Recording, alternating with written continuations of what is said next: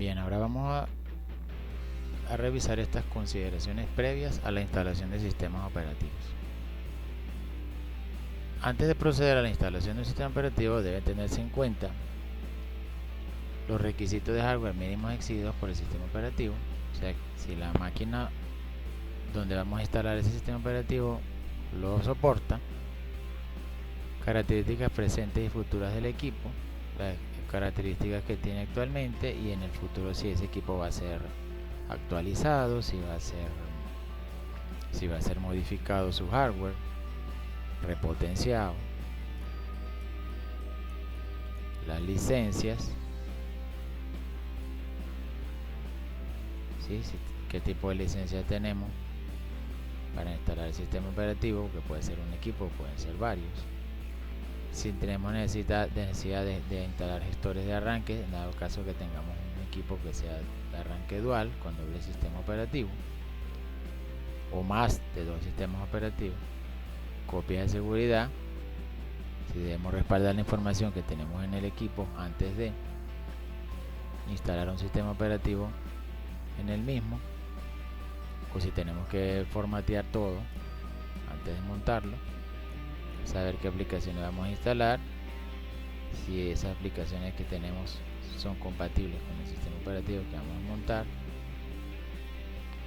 particiones diferentes para el sistema operativo y para los datos, que se estila bastante hacer esto, que en una partición se coloca el sistema operativo y en otra los datos, para evitar que si se revienta la partición de arranque, pues nos queda la otra para poder rescatar información. ¿Qué método de instalación vamos a utilizar? ¿Qué versiones vamos a instalar? Y si nos conviene o no montarlo en una máquina virtual o instalarlo realmente en el arranque del disco duro. Vamos a analizar cada una de estas consideraciones. Requisitos mínimos exigidos por el sistema operativo, tipo y velocidad del procesador. Sí, es evidente. No es igual instalar, qué sé yo, Windows XP en un i7 que instalar un Windows 10. Obviamente eso no está fuera de discusión si se puede o no se puede, pero es para poner un extremo de la situación. Capacidad de la memoria RAM. Bueno, puede ser que tú tengas un equipo que tiene 2 GB de RAM y le vas a montar Windows 10. Bueno, ya tú sabes que vas a tener problemas si lo logras montar. Capacidad de disco duro, porque necesitas un mínimo de espacio disponible para montarlo. Número y tipo de particiones, eso también. Características de la tarjeta de video, ¿okay? Si soporta los gráficos, si tiene el manejador, dispositivos necesarios. Bueno, si él necesitas un DVD, si lo vas a montar por red o si necesitas montarlo por USB, todas esas cosas tienes que tenerlas en cuenta, que es lo mínimo que necesitas para montar el sistema operativo. Características presentes y futuras en el equipo: discos, particiones, tipos y sistemas operativos instalados previamente. A veces sucede que no te dejan modificar lo que ya está, entonces te dicen, no, yo quiero que me actualices el sistema operativo, pero no quiero que me toques las particiones que ya están ahí, ni los discos que están ahí, simplemente tú las vas a montar aquí y listo. Bueno, eso hay que tenerlo en cuenta. ¿Okay? Las particiones que conlleva la instalación de un nuevo sistema operativo, si requiere que tenga su arranque propio, si quieres que tenga la data dividida en una parte, no sé. Diseño final de particiones con capacidad de tipo que se pretende conseguir.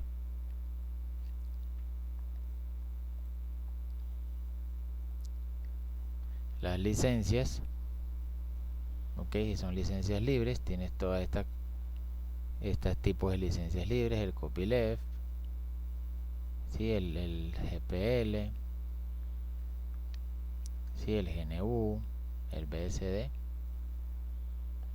Te recomiendo que investigues en qué consiste cada una, porque hay diferencias muy sutiles entre cada una de esos tipos de licencias libres. La licencia es propietaria, que por lo general te representan una licencia limitada de uso. ¿Sí? El producto viene en una caja, o si es un OEM, que es el que la mayoría utiliza cuando la mayoría de las personas que formateamos equipo, ¿sí? O vendemos equipos ensamblados, por lo general utilizamos licencias OEM. ¿Okay? O las licencias por volumen, bueno, que eso es cuando de repente compras un equipo original y bueno, vamos a suponer que compras una licencia de sistema operativo de servidor, bueno, pero necesitas instalar sistemas operativos clientes en 5 equipos. Bueno, entonces compras, vamos a suponer, una licencia de Windows 10 para 5 equipos. Entonces, por ser 5 licencias, pues te hacen, digamos, te pueden hacer un descuento por volumen, o esa es una licencia, la puedes instalar 5 veces. Los gestores de arranque son programas que se utilizan en equipos con varios sistemas operativos instalados para seleccionar durante el inicio el sistema operativo que debe cargarse. En función de los sistemas operativos instalados previamente y los que se instalarán en un futuro, deberá conocerse cuál será el programa gestor de arranque que se utilizará y si sus características permiten el inicio desde cualquier sistema operativo. Básicamente, pues conocemos dos: el group, que permite usualmente una gestión de arranque entre Linux y Windows, y los gestores de arranque de Windows, que te permiten arrancar de repente un equipo en un sistema operativo Windows 7 y Windows XP en el mismo equipo. Las copias de seguridad. Es imprescindible realizar copias de seguridad de los datos en disco antes de proceder a instalar en el sistema operativo. Fíjense en esto: la instalación de sistema operativo es la operación que con más frecuencia produce desastres en la información que previamente contenía el disco. Un particionamiento erróneo o un programa de compatibilidad puede producir la pérdida de la información de una partición. Entonces es preferible respaldar la información antes de, digamos, someter el equipo a una instalación del sistema operativo nuevo o precedente. Hay que tener mucho cuidado con esto, porque más de un caso he oído que la gente se tira un software que ya estaba instalado ahí simplemente por querer hacer un favor.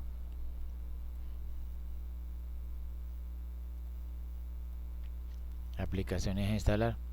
El tipo de aplicaciones a instalar y sus requerimientos de capacidad determinarán el sistema operativo y las capacidades de las particiones a utilizar.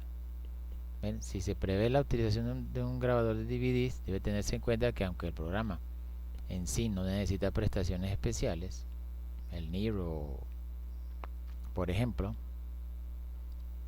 la primera fase de la grabación consiste en llevar al disco duro la información del DVD para después poder pasarla en una segunda fase a un nuevo DVD, con lo cual el programa requiere al menos unos 5 GB de espacio libre en disco. Eso sí, el DVD es de una sola capa.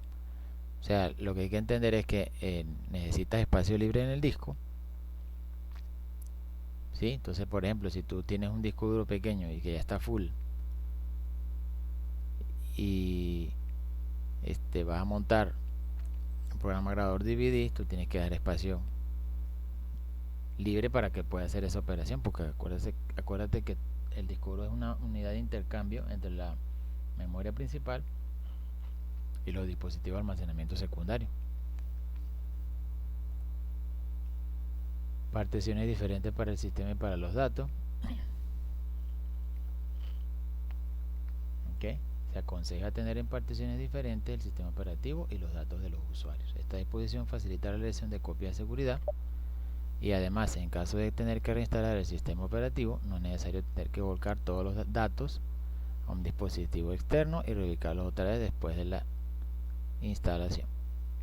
Lo único que digamos que es un inconveniente es esta parte, que hay que calcular el espacio que se destinará a cada una de las dos particiones o varias particiones. Por ejemplo, fíjense en este caso, yo tengo un disco 0 físico que está particionado en dos, ¿sí?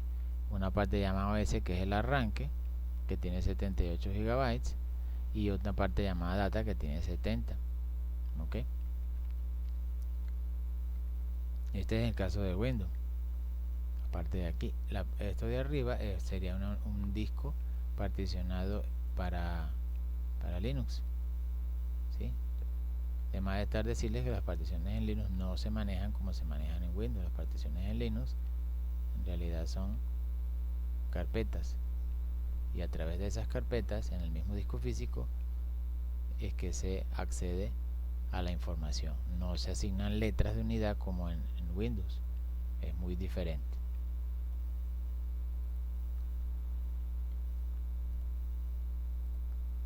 Métodos de instalación soportados. Eso depende cómo tú vayas a montar el sistema operativo. ¿Okay? Usualmente se puede hacer desde un CD o DVD, que es lo común. ¿Okay? Pero si están las instalaciones desatendidas, eso es, digamos, que tú haces el proceso de instalación utilizando un archivo donde están digamos, copiadas todas las opciones y todos los comandos. ¿Okay?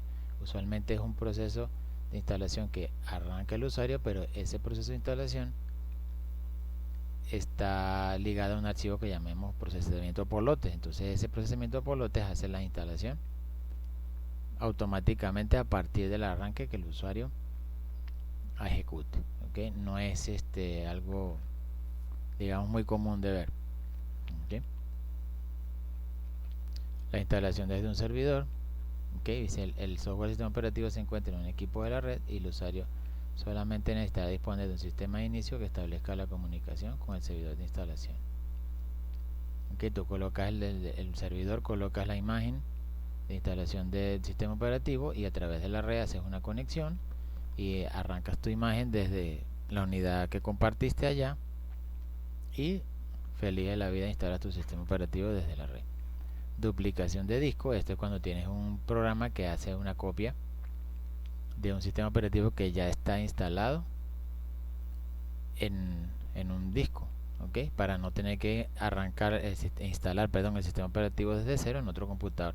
Pero esto es eficaz cuando los equipos donde se va a realizar la instalación tienen las mismas características de hardware.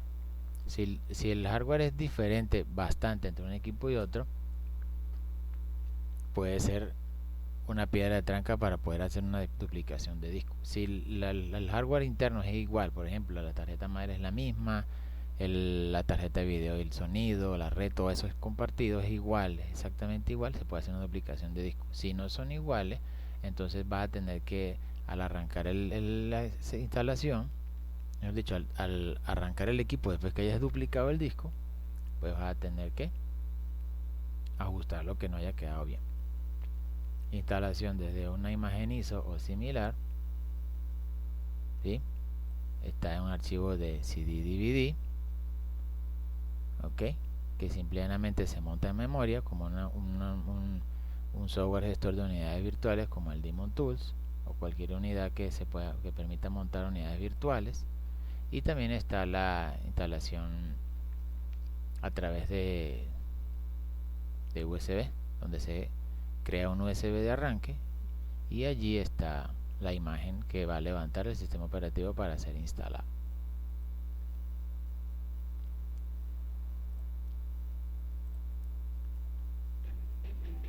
Las versiones del sistema operativo también depende, porque Windows hay varios, pero bueno, que Windows sería como el adecuado para ti, olvidándonos de las cuestiones de las fechas de soporte y las fechas de caducidad. ¿Ves? Tendremos Windows 7, 8, 10, pero por ejemplo si tú necesitas un servidor de aplicaciones, ya tú tendrías que pensar en montar un server, obviamente siempre y cuando tengas la posibilidad de hacerlo, porque a veces en un entorno de red que es pequeño, digamos de menos de 20 computadoras conectadas entre sí, con un sistema operativo tipo Windows 7 o 10 es más que suficiente, sabiendo compartir bien los recursos que vas a tener en esa red. Si ese utiliza software libre, entonces puede ser que necesites o tomas en cuenta si es Linux, obviamente, pero puedes pensar si necesitas SUSE, Red Hat, Eudora, Debian, Ubuntu, Fedora, Mandrake, Mint y cualquiera, Caldera, etcétera. Cualquiera de sus derivaciones existen. Tú necesitas saber cuál te da mejor facilidad o mayores prestaciones dependiendo del hardware que tú tengas y el tipo de gente a la cual vaya dirigido esa instalación. Y en todo caso, tú puedes decidir si antes de montar el sistema operativo puedes pensar si con una máquina virtual es más que suficiente.